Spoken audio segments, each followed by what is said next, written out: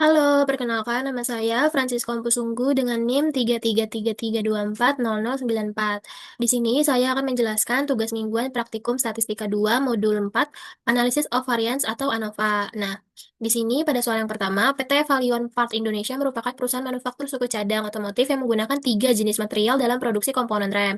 Perusahaan ingin mengetahui apakah jenis material berpengaruh terhadap kekuatan tekan komponen dalam satuan MPa. Hasil pengujian kekuatan tekan ditunjukkan pada tabel berikut.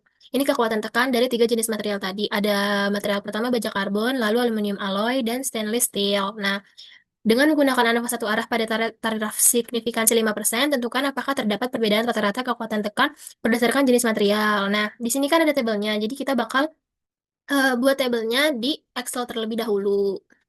Nah, ini ada tabel dari yang soal tadi aku buat di Excel, di mana tadi jenis materialnya kan ada tiga.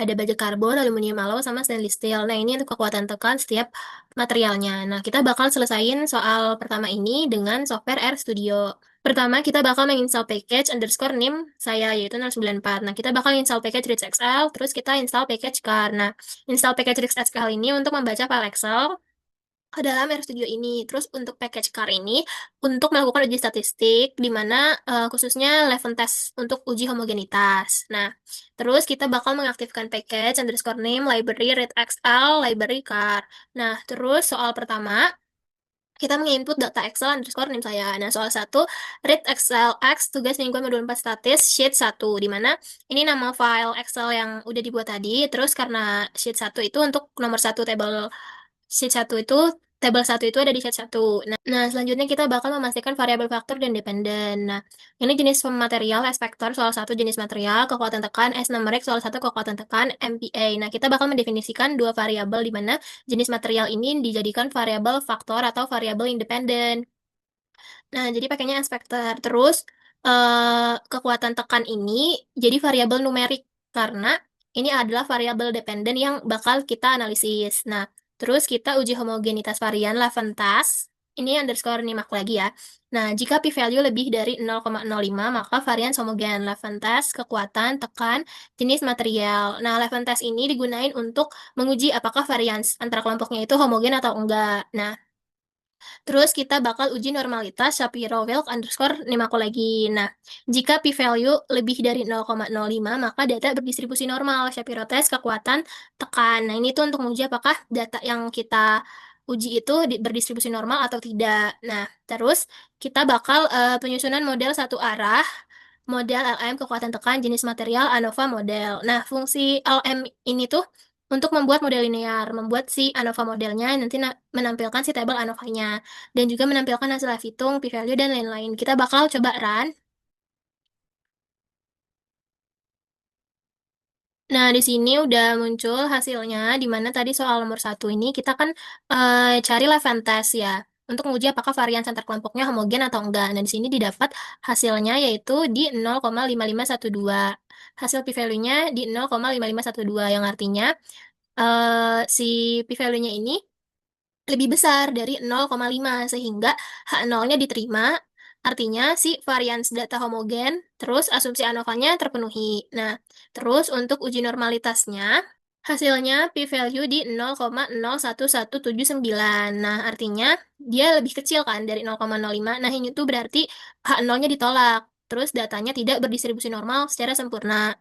Nah, terus untuk penyusunan model satu arah, di mana di sini terlihat kalau hasil F hitungnya di 1674,8 dengan p-value-nya di 2,069 dikali 10 pangkat min 15. Nah, di mana yang dia ini jauh lebih kecil dari 0,05, maka H0-nya ini ditolak. Nah, berarti terdapat perbedaan yang signifikan pada rata-rata kekuatan tekan berdasarkan jenis material. Nah, terus kita bakal lanjut ke soal nomor 2. Nah, pada soal nomor 2, PT Osik Manufacturing memproduksi komponen kampas rem kendaraan. Perusahaan menggunakan beberapa jenis material kampas rem dan menerapkan variasi tekanan pengepresan. Manajemen ingin mengetahui apakah jenis material, tekanan pengepresan, serta interaksi keduanya berpengaruh terhadap nilai kekerasan kampas rem atau HB. Nah, di sini ada tabelnya, jenis materialnya ada tiga, yaitu organik, semi metalik, dan keramik. Terus untuk tekanan pengepresannya juga ada tiga macam, di mana ada 100 MPa, 120 MPa, dan 140 MPa. Nah, dengan menggunakan analisis ANOVA dua arah pada tingkat signifikansi 5%, tentukan bagaimana kesimpulan mengenai efek utama dan interaksi antar variabel. Nah, untuk soal nomor 2 juga aku udah bikin si tabelnya ini di Excel yang sama tadi, cuma bedanya dia ada di sheet kedua. Nah, ini kan sheet satu tadi untuk soal yang pertama. Nah, untuk soal yang kedua ini ada di sheet kedua, di mana tadi jenis materialnya kan ada tiga, ada organik, semi metalik, dan juga keramik. Dan juga untuk tekanan pengepresannya juga ada di 100, 120, 140, begitu juga di semi metalik dan keramik. Nah, untuk kekerasannya ada di ini, di tabel yang ini juga. Nah, kita bakal selesain soal nomor 2 di software RStudio juga. Nah, sekarang kita ke nomor 2. Nah, pertama, kita bakal menginput data Excel. Soal 2, read XLX, tugas mingguan modul 4 statis, sheet 2. Nah, data soal 2 ini dibaca dari sheet 2 tadi, di mana dia berisi data kekerasan kampas rem dengan dua faktor, yaitu jenis material dan tekanan pengepresannya. Nah, terus habis itu kita mendefinisikan faktor dan variabel dependennya. Nah, di sini, eee, pertama ada jenis material, S vektor, soal 2 jenis material. Terus tekanan, S vektor, soal 2 tekanan pengepresan. Kekerasan, soal 2 kekerasan atau HB. Nah, di sini kan terdapat 2 variabel faktor sejenis material, di mana tadi dia ada organik, semi metalik, sama keramik. Nah, terus untuk tekanan pengepresannya itu ada di 100, 120, dan juga 140 MPa. Nah, keduanya dijadiin sebagai faktor, sedangkan kekerasan ini dijadikan sebagai variable dependent, di mana kekerasan ini dalam satuan HB.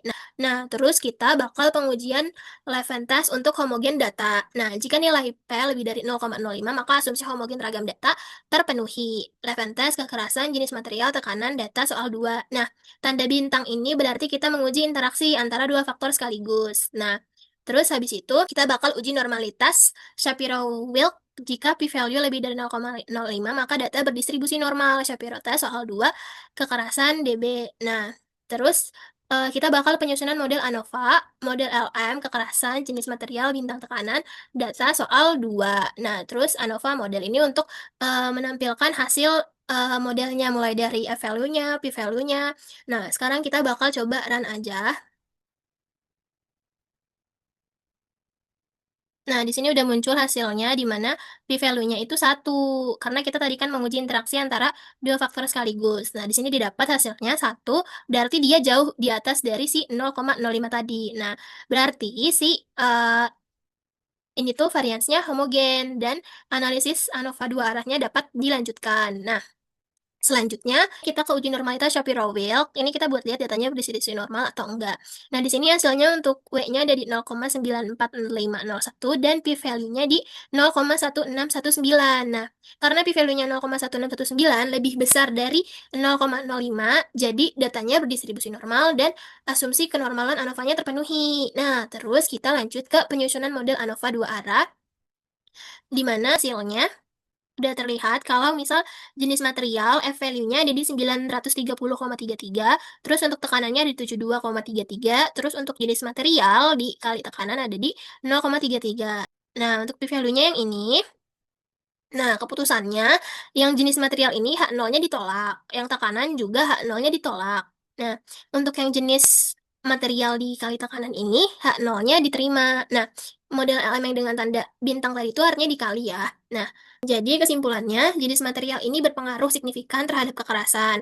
Terus untuk tekanan pengepresan juga berpengaruh signifikan terhadap kekerasan. Nah, yang ketiga, interaksi keduanya itu tidak signifikan karena tadi Pi-nya itu lebih dari 0,5. Artinya, pengaruh jenis material tidak bergantung pada tekanan yang digunakan. Jadi, kesimpulan dari tugas mingguan ini pada soal 1, jenis material terbukti berpengaruh signifikan terhadap kekuatan tekan. Terus pada soal yang kedua, baik jenis material maupun tekanan pengepresan masing-masing berpengaruh signifikan terhadap kekerasan kampas rem. Namun, interaksi antara keduanya tidak signifikan. Demikian penjelasan dari saya. Mohon maaf apabila ada kesalahan atau kekurangan. Terima kasih.